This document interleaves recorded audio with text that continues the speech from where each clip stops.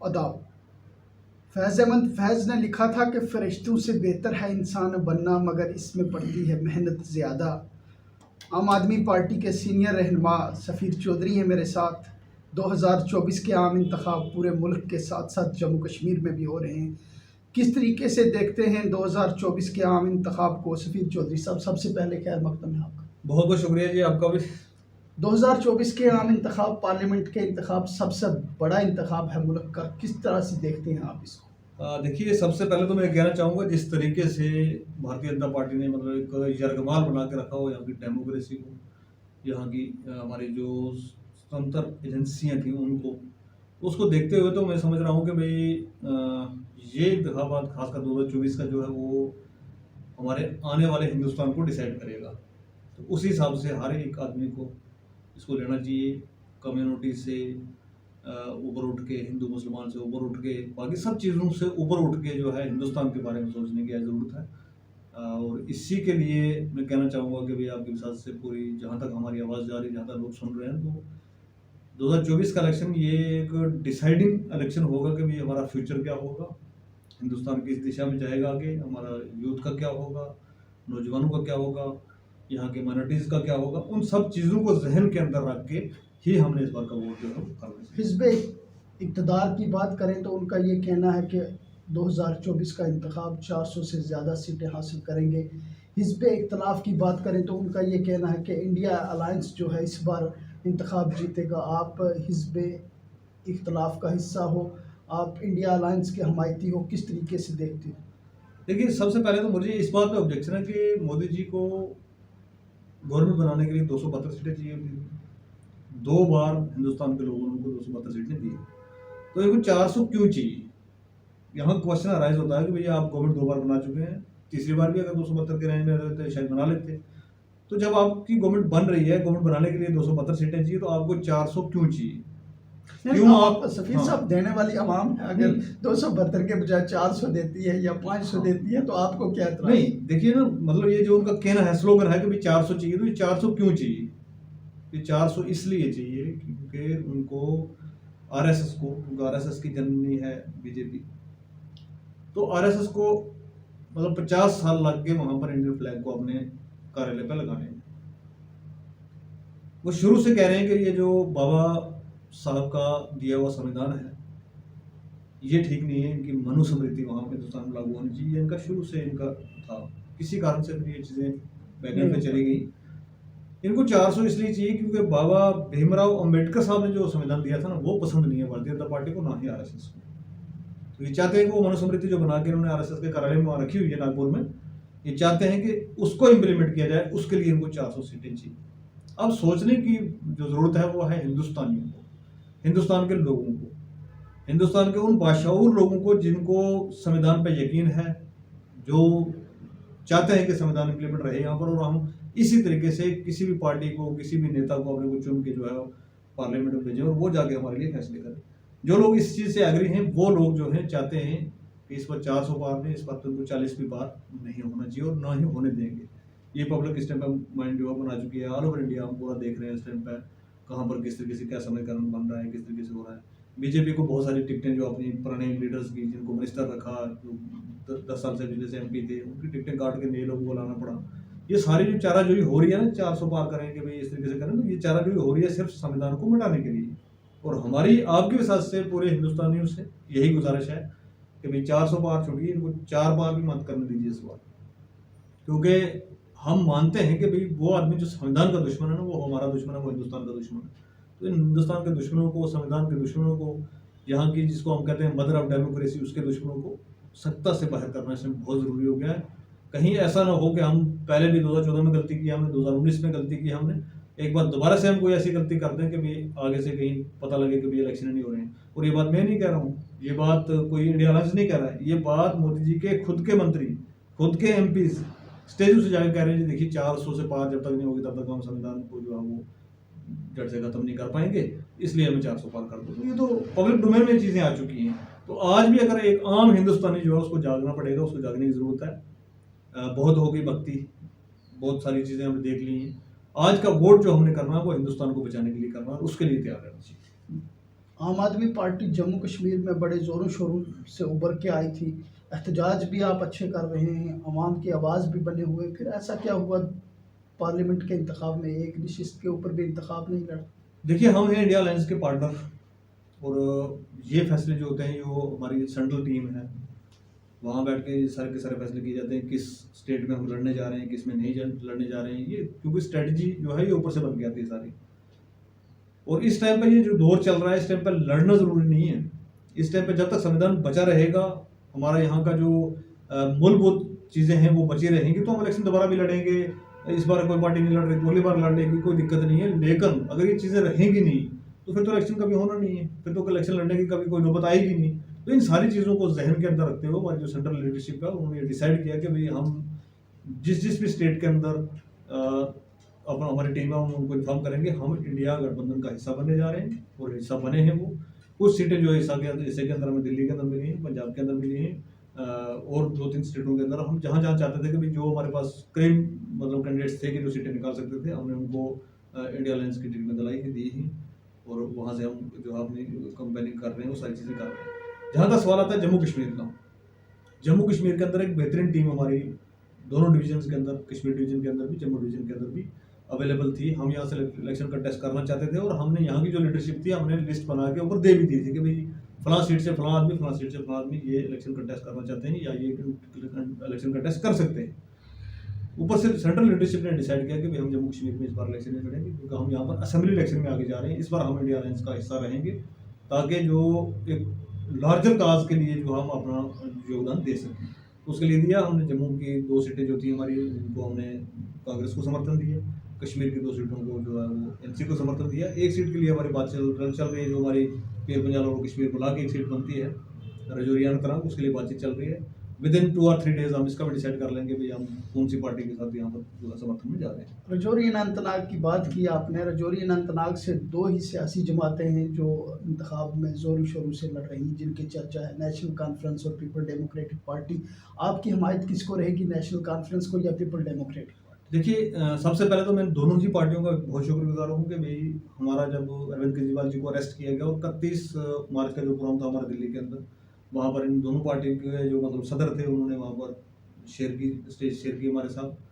हमारे उस मतलब दुख और उस परेशानी के आलम में जो है वो सारे हिंदुस्तान से लोग निकल के आए इंडिया अलायंस के। और जम्मू कश्मीर के अंदर अलायंस की बात करें तो महबूबा मुफ्ती जी भी अलायंस में हैं, और इधर से फारूकुल्लाह जी भी जो है वो अलायंस में हैं। दोनों पार्टियों के सदर हैं, दोनों पार्टियों के प्रेसिडेंट हैं, नेशनल प्रेसिडेंट हैं दोनों। तो हम दोनों की ही रिस्पेक्ट करते हैं। अब जो भी हुक्म ऊपर से आएगा कि भाई इस सीट पे, क्योंकि इस सीट पे अब दोनों वो मध्य मुकाबल आ गए हैं, तो इस पे हमें सोचना पड़ेगा। क्योंकि अगर एक कोई होता तो फिर तो हमारे लिए आसान था कि भाई इंडिया अलायंस का पार्टनर है, हम उसके साथ जा सकते हैं। जैसे जम्मू से वो दूसरी पार्टी को इंडिया अलायंस की नहीं लड़ रही थी, कांग्रेस थी, तो हम कांग्रेस के साथ चले गए। इसी तरीके से उधमपुर डोडा सीट जो थी उस पर भी हम चले गए आराम से। कश्मीर के अंदर 2 सीटें जो हैं वहाँ पर सिर्फ एनसी आ रही है, तो हम उसके ऊपर भी जा रहे हैं। लेकिन अब जब यहाँ हमारी वाली सीट पर जब दोनों कैंडिडेट्स आ गए हैं आमने सामने, तो इस पर हमारी सेंट्रल लीडरशिप से हमारी बातचीत चल रही है। जैसे ही ऊपर से डिसाइड होकर आता है कि भाई किस पार्टी के साथ हमें जाना है वहाँ पर, क्योंकि समर्थन तो किसी एक सीट पर किसी दूसरी पार्टी को और दूसरी सीट पर दूसरी पार्टी को हो सकता है, इसमें कोई परेशानी वाली बात नहीं। तो जो भी ऊपर से आएगा आदेश अगले 2 दिन के अंदर ये होकर प्रेस कॉन्फ्रेंस करके हम बता देंगे कि भाई इस सीट पे हम जो है फलां कैंडिडेट को जो है करने जा रहे हैं। आपके दुख में तो ये दोनों शरीक हुए, नेशनल कॉन्फ्रेंस भी शरीक हुई और पीपल डेमोक्रेटिक पार्टी भी। अब आप किसके साथ शरीक होंगे? अभी तक इस बारे में क्या कुछ? देखिए, वो दोनों अलायंस के पार्टनर हैं, और एनसी को हम 2 जगहों पे अनाउंस कर चुके हैं। कश्मीर की 2 सीटों के लिए हम उनको अनाउंस कर चुके हैं ऑलरेडी कि हम आपको सपोर्ट करेंगे। यहाँ से हम 2 कांग्रेस के लिए सपोर्ट कर चुके हैं, ले से हम कांग्रेस के लिए सपोर्ट कर चुके हैं। तो अब जो भी डिसीजन ऊपर से आएगा, अगर पार्टी डिसाइड करती है कि भाई आपको वहाँ से एनसी के साथ जाना, तो हम एनसी के लिए तैयार बैठे हैं, एनसी के लिए जाएंगे। अगर पार्टी डिसाइड करती है कि 2 जगह पे हम एनसी को ऑलरेडी सपोर्ट कर रहे हैं, तो हमें तीसरी जगह पे एनसी को ना सपोर्ट करके पीडीपी को सपोर्ट करना है। अगर ऐसा कोई निकल के आता तो हम वहाँ से उनको सपोर्ट करेंगे।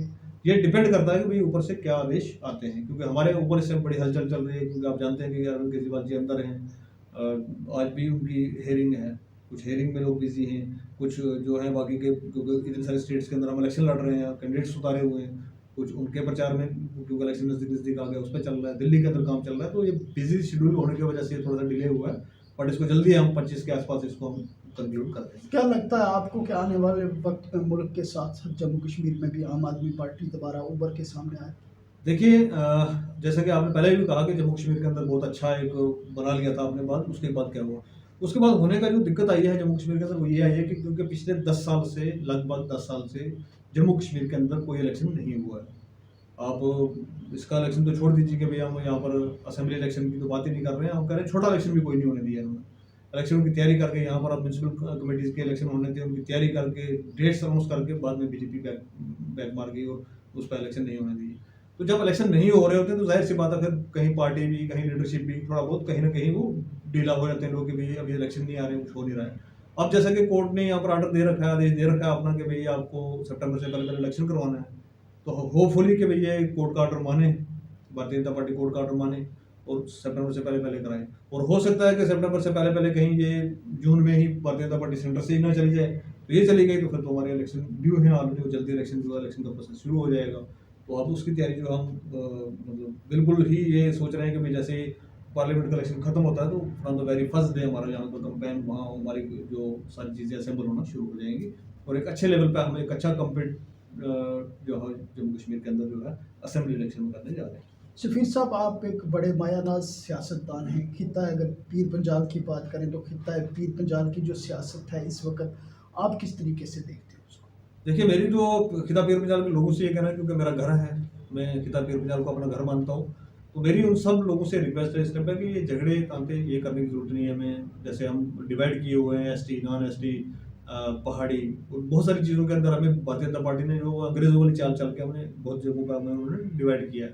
तो उस डिवीजन को छोड़ के which one is the best candidate जिसके लिए आपको लगे कि भाई ये कैंडिडेट जो है हमारे लिए आवाज़ उठा सकता है, ये हमारे लिए बात कर सकता है, ये कैंडिडेट जो हमारे लिए बेस्ट है उस कैंडिडेट के साथ जाएं। लेकिन ये झगड़े तांते नहीं करें आपस में कि जी इसको नहीं दिया तो फिर वो हो जाएगा, फिर लोगों को पानी बंद हो जाए, तो ये अच्छी बात नहीं है। क्योंकि डेमोक्रेसी के अंदर हक है हर किसी को अपना लीडर चुनने का, वो हक रखता है कि अपना वोट किसको दे। किसी के प्रेशर में आ गया, किसी दूसरी चीज़ें करके आप अगर वोट डलवाओगे तो फिर डेमोक्रेसी कहाँ रही। डेमोक्रेसी में हर किसी को हक है इलेक्शन लड़ने का भी, और वोटर का भी अपना हक है कि भाई वो अपना वोट किसको देना चाहता है, वो किस कसौटी पे उसको परखना चाहता है, वो परख के उसको अपना वोट दे। उसमें कोई दिक्कत नहीं। इसमें हमें ये नहीं चलना चाहिए कि भाई हम पहाड़ी हैं तो नहीं देंगे, हम गुजर हैं तो हम नहीं देंगे, हम गैर मुस्लिम हैं तो हम नहीं देंगे, हम मुसलमान हैं तो हम नहीं देंगे। इन सब चीज़ों से हट के डेमोक्रेसी का मतलब यही है कि भाई आप अपनी सोच से जिसको आप चाहते हो भाई ये मेरा लीडर होना चाहिए, ये मेरे लिए आवाज़ उठा सकता है, ये मेरे लिए कुछ कर सकता है, ये आने वाली जनरेशन के लिए कुछ सोच सकता है, ये हमारा कोई यहाँ की हमारी प्रॉब्लम्स को जो है वो सॉर्ट आउट करवा सकता है, कर सकता है, तो उसके साथ जाइए। इसमें कुछ यानी कि खिता पीर पंजाल की अगर बात करें, इससे पहले हमने यहाँ वहाँ देखा कि जब इंतखाब होते थे पहाड़ी और गुजर का एक बड़ा मुद्दा होता था और उसके ऊपर वोट मांगे जाते थे। क्या आपकी बार जब इंतखाब में इस तरह के मुद्दे देखिए अगर इलेक्शन के अंदर ना, इलेक्शन के अंदर बेसिकली हमें लीडर को जो चुनना होता है वो उसकी क्वालिटी पे चुनना होता है कि ये लीडर क्या इसको हम भेज रहे हैं, क्या संसद के अंदर जाके हमारी बात रख सकता है, नहीं रख सकता है, क्या वो कैपेबिलिटीज की है कि नहीं है। आपने बहुत सारे देखे होंगे यहाँ से बीजेपी के दो पिछली बार चुन के हमने यहाँ से कैंडिडेट जो जम्मू से और से उधमपुर से भेजा, मुझे याद भी नहीं आ रहा है कि उनका कोई एक भी प्रोग्राम मैंने संसद के अंदर देखा हो जम्मू के लोगों की आवाज़ उठाते हुए या इसके खिलाफ पीर पंजाल चुनाव की बात उठाते हुए वहाँ पर देखा हो। क्योंकि वो मुझे नहीं पता लगता कि वो प्रेसिडेंट हुए भी वहाँ नहीं हुए, वो सिर्फ सैलरी ले रहे हैं, सिर्फ अपने ऐशो आराम कर रहे हैं और बैठे हुए हैं। कोई आवाज़ उन्होंने यहाँ से नहीं उठाई। और एक दिन उठा जब बंदा वो बात करने के लिए, पूरे 10 साल के टेन्योर में मैंने एक बार सुना है, जो हमारा जम्मू कंस्टिट्यूंसी से एमपी था, तो उसने सीधे ही मेट्रो चला दी कि देखिए जी जम्मू में तो हम मेट्रो चला रहे हैं। तो इस तरीके के जो इनकम्पिटेंट लोग हैं, जो इस तरीके के लीडर को चुन कर हमें नहीं भेजना होता किसी भाव में आके कि ये हिंदू है तो वोट दे दो, ये मुसलमान है तो वोट दे दो, ये हमारी कास्ट से है तो वोट दे दो। इन सब चीज़ों को दूर रख के हमें जो कम्पिटेंट अब लगता है कि भाई ये आदमी जो है हमारे लिए कुछ कर सकता है, उस आदमी को वोट दीजिए, उस आदमी को आगे आप फॉरवर्ड करिए, उस आदमी को आगे भेजिए ताकि वो आपकी लड़ाई लड़ सके जाके। बेसिकली क्या है कि भाई इस इलेक्शन का मकसद क्या है कि भाई अपनी आवाज़ को वहाँ पर हमें वहाँ पर कौन रिप्रेजेंट कर रहा है। क्योंकि बात तो वही होगी ना, जब क्योंकि हिंदुस्तान की सबसे बड़ी कचहरी जिसको कहते हैं हम, उसके अंदर अगर हमारी बात होगी तो बात तो वहीं से बनेगी। तो जब हमारा वहाँ पर कैंडिडेट जिसको हम जितवा के भेज रहे हैं, अगर हमने उसको कौम के नाम पे, उसको कम्युनिटी के नाम पे, इन चीज़ों के नाम पे अगर भेजा है तो फिर तो हमारा हक ही नहीं बनता कि हम उससे सवाल करें। और बिल्कुल इसी तरीके से वहाँ पर हुआ भी, क्योंकि पिछली बार दोनों हमने कम्युनिटी वाइज देख के, मोदी जी का चेहरा देख के, जम्मू वालों ने भी, उधमपुर डोडा वालों ने भी एक भरोसा करके तो एक अच्छे मार्जिन से दोनों बीजेपी के कैंडिडेट्स को जितवा के भेजा। लेकिन उन्होंने एक बार भी आपकी बात नहीं की वहाँ पर। आप उन्होंने एक बार भी हमारे एरिया की क्या क्या परेशानियां हैं, क्या क्या प्रॉब्लम्स है वो वहाँ पर नहीं की, हमारे यूथ की क्या प्रॉब्लम्स है एक बार भी वहाँ पर बात नहीं की। तो हमने किस लिए भेजे नालायक? तो इस तरीके के नालायक लोग जो हैं वो वहाँ पर ना पहुँचे, उसके लिए वोटर को सोचना पड़ेगा कि भाई कौन हमारी बात कर सकता है, कौन नहीं कर सकता है। अगर वो बात हमारी नहीं कर सकता तो उसको बना के भेजना, फिर हम ये चीज़ें लगा लें, फिर नहीं तो ये तो मेरी कौम का है, ये तो मेरे मज़हब का है, इसी को भेजना है। तो फिर नालायक हो तो कौम का, तो मतलब नालायक है तो उसको भेज दो। तो फिर तो जो बेसिक डेमोक्रेसी का जो स्ट्रक्चर है, जिसके लिए डेमोक्रेसी को जाना जाता है, वो तो खत्म हो गया ना। वो तो रहा ही नहीं। डेमोक्रेसी का तो मतलब ये है कि भाई मेरे लिए कौन कर सकता है, हम किससे सवाल पूछ सकते हैं, हमारे लिए वहां पर संसद में खड़े होकर कौन सवाल पूछ सकता है, उसको भेजा जाए। ना कि हम एक नालायक आदमी को उठ के खड़ा करें और जितवा के भेज दें कौम के नाम पे, कम्युनिटी के नाम पे, उन चीज़ों के नाम पे भेज दें कि भाई ठीक है जी, ये करेगा, उसमें करना कुछ होता नहीं है, वो अपने आराम से रहता है, वहाँ पर कोठियाँ वोठियाँ मिल जाती हैं, सिक्योरिटी गार्ड मिल जाते हैं, सैलरी उसको मिलना शुरू हो जाती है हमारे पैसे से, तो खत्म बात। आखिर में कोई पैगाम देना चाहे तो दे सकते हैं। आखिर में मेरा पैगाम खासकर जो अभी, क्योंकि जम्मू के भी वोटिंग जो है 25-26 तारीख को होने वाली है, जम्मू के वोटर से भी, कश्मीर के वोटर से भी, और खास करके तबीर पंजाब के वोटर से भी ये है कि पहले वोट डालते समय हमें इस चीज़ का ध्यान रखना है, कहीं ये आखिरी वोट हमारा ना हो जाए। तो इंडिया अलायंस की मदद करनी है जहाँ से भी है, पहला तो मैं ये कहना चाहूँगा। दूसरा ये कि कम्युनिटी से, इन सारी चीज़ों से उठ के हमने वोट करना है। और जो बेसिक जो कहते हैं ना आत्मा, जिसकी कहते हैं कि भाई जो डेमोक्रेसी की आत्मा है, उसको बहाल रखने के लिए वोट करना है हमने। ना कि हमने इसलिए करना है कि ये हिंदू है जी, हमारा हिंदू है तो हम इसको वोट दे दें, ये मुसलमान है जी, हमारा मुसलमान है तो इसको वोट दे दें, ये कोई कम्युनिटी हमारे से है, ये पहाड़ी है, ये गुजर है, ये फलाना है, हम इसको वोट दे दें, ये नहीं करना है। कॉम्पिटेंट कौन है आपके नज़दीक, कौन लगता है कि भाई ये हमारी आवाज़ बहुत अच्छे तरीके से उठा सकता है, ये हमारे लिए कुछ कर सकता है, उसको वोट करिए। एक तो ये कहना चाहूँगा मैं, और दूसरा ये कहना चाहूँगा कि इस टाइम पे एक लार्जर काज, इन सब चीज़ों से हट के एक लार्जर काज है हमारा, हिंदुस्तान की डेमोक्रेसी को बचाना, हिंदुस्तान के संविधान को बचाना, उसके लिए वोट करें। और हर किसी से मेरी रिक्वेस्ट है कि इस बार वोट करने के लिए ज़रूर निकलें। कहीं ऐसा ना हो कि कल को आपको लगे कि नहीं मैं अगर वोट करता तो शायद कुछ बदल सकता था, ये उस दिन छुट्टी ना मनाएं, घरों से निकलें और वोट ज़रूर दें। वक्त दिया आपने इसके लिए, बहुत बहुत शुक्रिया। सफ़ीर चौधरी साहब थे, आम आदमी पार्टी के सीनियर रहनुमा। राजौरी अनंतनाग पार्लिमानी नशिस्त के हवाले से इन्होंने ये कहा है कि पार्टी की लीडरशिप के साथ बात हो रही है और 1-2 रोज़ के अंदर अंदर फैसला हो जाएगा कि आम आदमी पार्टी नेशनल कॉन्फ्रेंस की हिमायत करेगी या पीपल डेमोक्रेटिक पार्टी की। और उसके साथ साथ आवाम से भी इन्होंने अपील की कि इस बार बिना मज़हब मिलत, बिना ज़ात पात से ऊपर उठकर अपना वोट कास्ट करें और वोट ज़रूर दें। आपका वोट ही आपकी तकदीर को बदलेगा। अपने मेज़बान को दीजिए इजाज़त, बहुत जल्द एक नई शख्सियत के साथ आपके सामने फिर होंगे रूबरू। वक्त की किल्लत थी, नहीं तो और भी बातें करते। अल्लाह मेरा आप सबका निगहबान, दुआओं में